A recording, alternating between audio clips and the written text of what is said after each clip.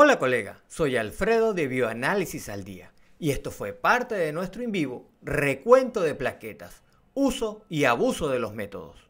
Por ejemplo, pasamos la muestra por el instrumento y nos da baja. El instrumento saca su alarma de plaquetas bajas o trombocitopenia. Entonces nosotros ¿qué vamos a hacer? Vamos a observar en el frotis esas plaquetas. Si en el frotis efectivamente esas plaquetas están bajas, validamos y ya está listo.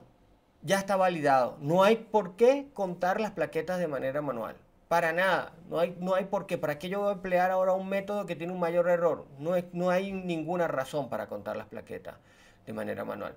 Y digo esto porque en algunos laboratorios a veces llegan órdenes médicas en las cuales se pide corroborar un recuento de plaquetas disminuido por el instrumento. Favor a hacer de manera manual. Y esto yo he visto este tipo de boletas. Bueno, en ese caso el bioanalista debe argumentar por qué no es necesario realizar ese recuento de plaquetas en manual. Obviamente, si ha realizado una adecuada validación de ese hemograma o esa hematología completa automatizada. Es decir, que si el equipo le dijo que eran bajas, él ha observado el frotis y ha corroborado que son bajas. Pero ¿qué pasa si yo observo en el frotis macroplaquetas?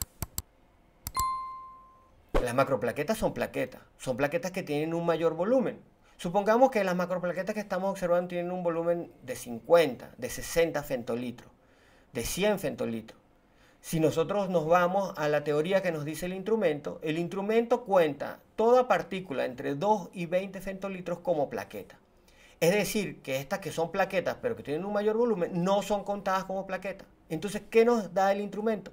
El instrumento nos dice que las plaquetas están bajas y nos emite la alarma, incluso, o nos da la alarma de plaquetas bajas. Entonces, cuando yo veo el frotis, yo estoy observando que las plaquetas están en buena cantidad.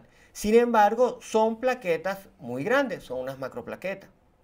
Aquí viene una discusión de las macroplaquetas y las plaquetas gigantes. Pero bueno, en este caso, francamente, son unas macroplaquetas. Miden más de 20 femtolitros. El equipo no las está contando. Ojo, normalmente hay una baja proporción de plaquetas que miden entre los 20, 40, 50 femtolitros, pero son muy bajas. En este caso hay una cantidad importante. Lo que predomina son esas macroplaquetas. Entonces, el equipo nos da la alarma. Muchos equipos son bastante inteligentes hoy en día, incluso hasta nos dan una alarma en las cuales nos pueden indicar que existen macroplaquetas o nos pueden indicar sobre todo que existen plaquetas agregadas.